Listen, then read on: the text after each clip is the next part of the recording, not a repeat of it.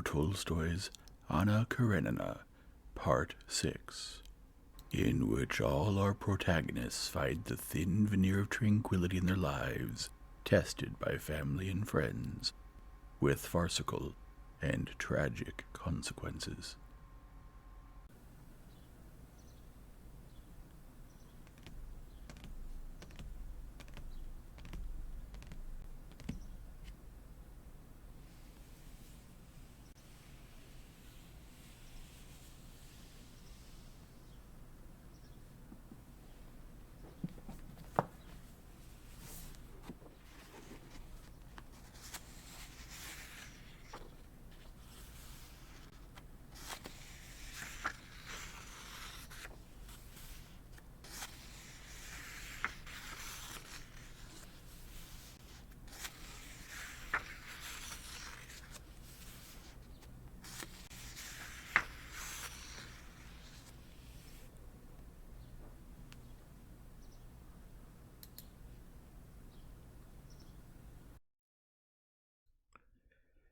Chapter 7.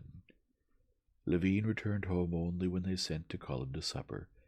Kitty and Agafya Mikhailovna were standing on the stairs, conferring about the wines. "Why make such a fuss? Serve what you usually do." "No, Stiva won't drink." "Kostya, wait, what's the matter?" Kitty began to say, running after him, but he mercilessly strode off to the dining room without waiting for her, and at once got into the animated general conversation that Vasenki, Veslovsky, and Stepan Arkadyevitch were carrying on there. "Well, what about it? Shall we go hunting tomorrow?" said Stepan Arkadyevitch. "Yes, please, let's go," said Veslovsky, shifting his chair and sitting on it sideways, tucking his fat leg under him. "I'll be very glad, too. And have you already gone hunting this year?" Levine said to Veslovsky, studying his leg attentively, but with an assumed pleasantness that Kitty knew so well, and that was so unbecoming to him. "I don't know if we'll find any great snipe, but there are plenty of snipe. Only we'll have to start early. You won't be tired. Aren't you tired, Stiva?" "Me? Tired? I've never been tired yet. Let's not sleep all night. Let's go for a walk." "Yes, really. Let's not sleep. Excellent," agreed Veslovsky. "Oh, we're quite sure of that you can go without sleep and keep others from sleeping," Dolly said to her husband with that barely noticeable irony with which she almost always treated him now. "And I think it's now time. I'm off to bed. I won't have supper." "No, stay here, Dolenka," said Stepan Arkadyevitch, going round to her side of the big table at which they were having supper. "I have lots to tell you." "Nothing, I'm sure." "You know, Veslovsky's been to see Anna, and he's going there again. They're less than 50 miles from us. I'll certainly go too. Veslovsky, come here." Vasenka moved over to the ladies and sat down beside Kitty. "Ah, tell us, please. So you've been to see her. How is she?" Darya Alexandrovna turned to him. Levine stayed at the other end of the table, and without ceasing to talk with the princess and Varenka, saw that an animated and mysterious conversation was going on between Dolly, Kitty, and Veslovsky. Not only was a mysterious conversation going on, but he could see in his wife's face an expression of serious feeling as she gazed into the handsome face of Vasenka, who was animatedly telling them something. "It's very nice at their place," Vasenka was saying about Vronsky and Anna. "Naturally, I don't take it upon myself to judge, but in their home you feel as if you're in a family." "And what do they intend to do?" "It seems they want to go to Moscow for the winter." "How nice it would be for us all to get together at their place. When are you going?" Stepan Arkadyevitch asked Vasenka. "I'll spend July with them." "And will you go?" Stepan Arkadyevitch turned to his wife. "I've long wanted to go, and certainly will," said Dolly. "I pity her, and I know her. She's a wonderful woman. I'll go alone after you leave, and I won't be in anyone's way. It'll be even better without you." "Well, splendid," said Stepan Arkadyevitch. "And you, Kitty?" "Me? Why should I go?" said Kitty, flushing all over, and she turned to look at her husband. "Are you acquainted with Anna Arkadyevna?" Veslovsky asked her. "She's a very attractive woman." "Yes," Kitty, turning still more red, replied to Veslovsky, got up and went to her husband. "So you're going hunting tomorrow?" she said. His jealousy had gone far in those few minutes, especially after the blush that had covered her cheeks as she talked with Veslovsky. Listening to her words, he now understood them in his own way. Strange as it was for him to recall it later, it seemed clear to him now that if she asked him whether he was going hunting, she was interested only in knowing whether he would give his pleasure to Vasenka Veslovsky, with whom, to his mind, she was already in love. "Yes, I am," he replied in an unnatural voice that he himself found disgusting. "No, better if you stay at home tomorrow, since Dolly hasn't seen her husband at all, and go the day after," said Kitty. Levine now interpreted the meaning of Kitty's words as follows: "Don't part me from him. I don't care if you leave, but let me enjoy the company of this charming young man." "Oh, if you wish, we can stay at home tomorrow," Levine replied with special pleasantness.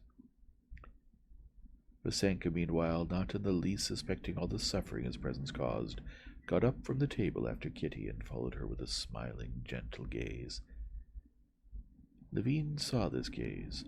He paled and could not catch his breath for a moment. "How can he allow himself to look at my wife like that?" seethed in him. "Tomorrow, then? Let's go, please," said Vasenka, sitting down in a chair and again tucking his leg under, as was his habit. Levine's jealousy had gone further still. He already saw himself as a deceived husband, needed by his wife and her lover only to provide them with life's conveniences and pleasures, but despite that he courteously and hospitably questioned Vasenka about his hunting, guns, boots, and agreed to go the next day. Fortunately for Levine, the old princess put an end to his agony by getting up herself and advising Kitty to go to bed. But here, too, it did not pass without new suffering for Levine. Saying good night to his hostess, Vasenka again went to kiss her hand, but Kitty, blushing, with a naive rudeness for which she was later reprimanded by her mother, drew back her hand and said, "That's not done in our house." In Levine's eyes she was to blame for having permitted such relations, and still more to blame for showing so awkwardly that she did not like them. "Well, who cares about sleep?" said Stepan Arkadyevitch, who, after drinking several glasses of wine at dinner, was in his sweetest, most poetical mood. "Look, Kitty, look," he said, pointing to the moon rising from behind the lindens. "How lovely! Veslovsky, it's time for a serenade. You know, he has a fine voice. He and I sang together on our way here. He's brought some wonderful romances along. 2 new ones. We should sing with Varvara Andreevna." When they had all dispersed, Stepan Arkadyevitch and Veslovsky paced up and down the drive for a long time, and their voices could be heard singing a new romance together. Listening to those voices, Levine sat scowling in the armchair in his wife's bedroom, and to her questions about what was the matter, maintained an obstinate silence. But when she finally asked with a timid smile, "Was it something you disliked about Veslovsky?" he burst out and said everything. What he said was insulting to himself, and therefore irritated him still more. He stood before her, his eyes flashing terribly from under his scowling eyebrows, pressing his strong hands to his chest, as if straining with all his might to hold himself back. The expression on his face would have been stern, and even cruel, had it not at the same time expressed suffering, which touched her. His jaw was twitching, and his voice broke. "You understand that I'm not jealous. It's a vile word. I cannot be jealous, or believe that. I cannot say what I'm feeling, but it's terrible. I'm not jealous, but I'm offended, humiliated that someone dares to look at you with such eyes."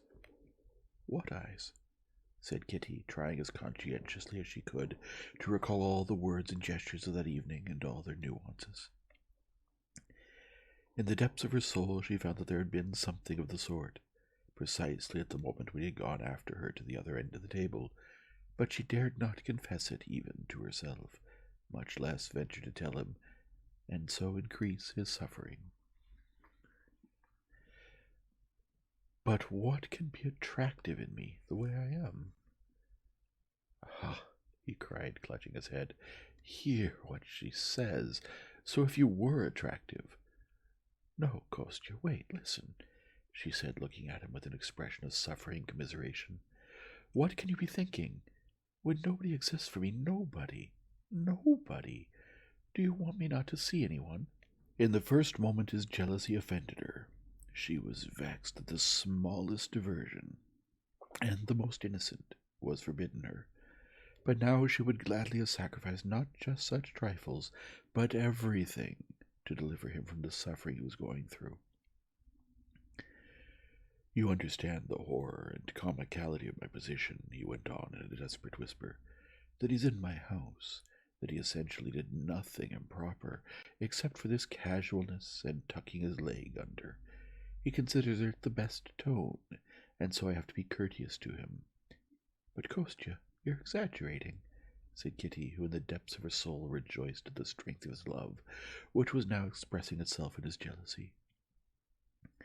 The most terrible thing is that you, the way you always are, and are now, when you're so sacred to me, and we're so happy, so especially happy, and suddenly this trash— Not trash. Why do I abuse him? I don't care about him. But why should my happiness, your happiness— You know, I understand how it happened, Kitty began. How? How? I saw the way you looked as we were talking over dinner.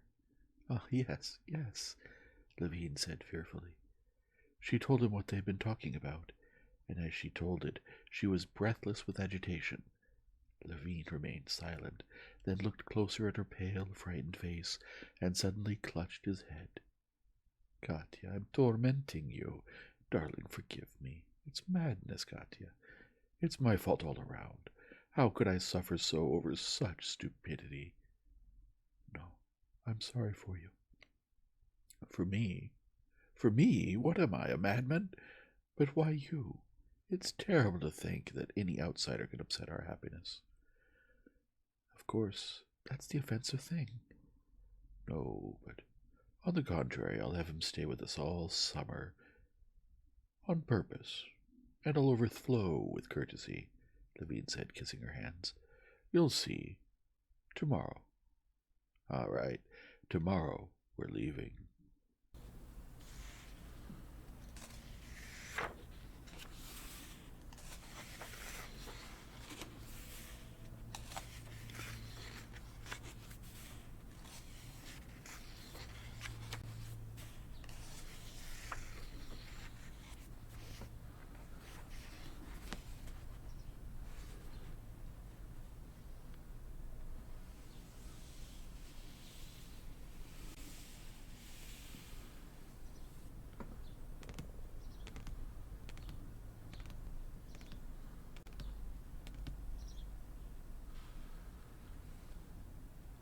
If you enjoy this format, please leave a like and subscribe and return tomorrow for the next chapter.